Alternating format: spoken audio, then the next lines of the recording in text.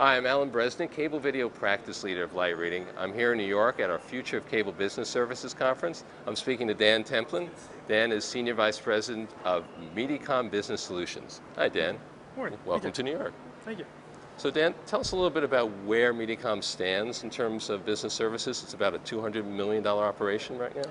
We are. So we're a little north of $200 million, but it's really been driven almost exclusively by small business so far. So it's been the micro business, 10 or less, is a majority of what we've seen so far.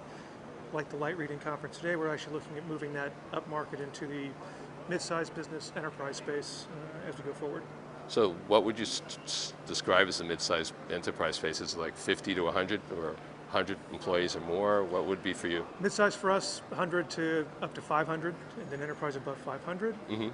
In the markets we serve, we're in 22 states, but we're in largely secondary and tertiary markets.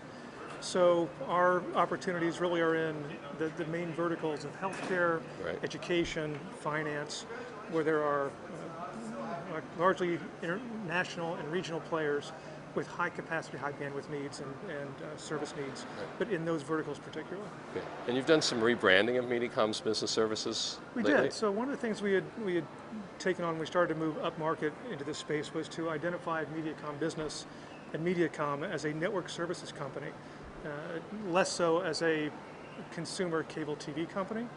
So we've identified a Gigabit Plus brand. It's actually a trademarked opportunity for us. Got great traction because the communication now is all about gigabit and fiber. So we own that identity now in our footprint. And it's really about Mediacom being branded, Alan, as the most advanced technology, the best performance standards on that network, and a much higher level of care and support than what they would expect from the cable TV side or consumer side of Mediacom. How can you measure what a difference the rebranding has made? Well, we've actually measured in terms of success of getting business from largely the incumbent legs. So when we have hospitals, we have large banking conglomerates that are taking Mediacom services, and this is internet and voice services. We measure our success in terms of those adoption rates because they wouldn't have necessarily taken it from Mediacom that they have at home, but they are doing it now because they are seeing that we have the best technical solution, great performance on the network. Certainly it's a value for them. So that adoption has been how we want to measure our success. And it's also causing a bit of a ripple effect because as the largest institutions in our markets at least switch over from competitors like a CenturyLink, for example, in our footprint, or AT&T, to Mediacom Business, it just shows that they now trust us to deliver those mission-critical services that they probably wouldn't have before we rebranded with Gigabit Plus. It's interesting you brought up AT&T and CenturyLink. I know the giant MSOs compete against the AT&Ts and Verizons, CenturyLinks of the world. In your markets, are they still the biggest competitors, or are there more specialized companies you're competing against? More specialized companies. So in our markets, very little Verizon. There's some AT&T, but it's less than 10% of our footprint as far as overlap.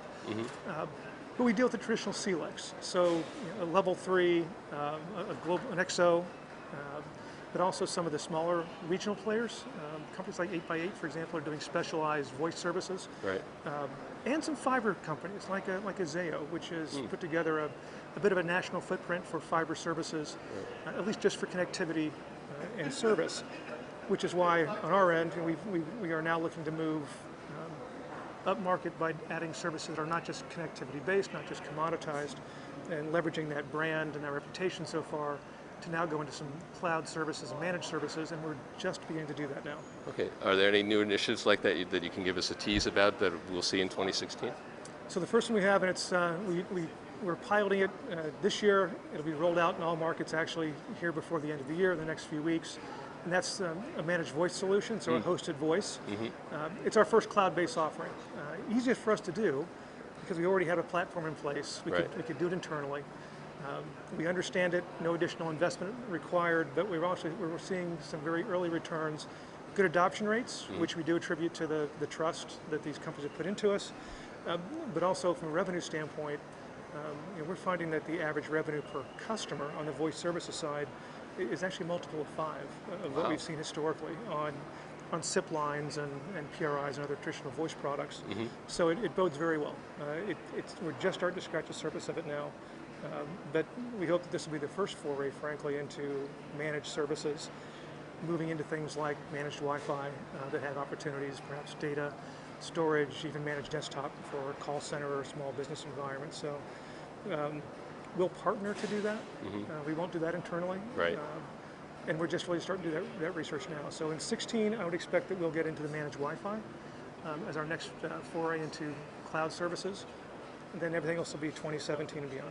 Okay. Well, we'll check back in with you next year at this show and see what kind of progress you made. Sounds great. All right. Thanks, Dan. Alan, thanks.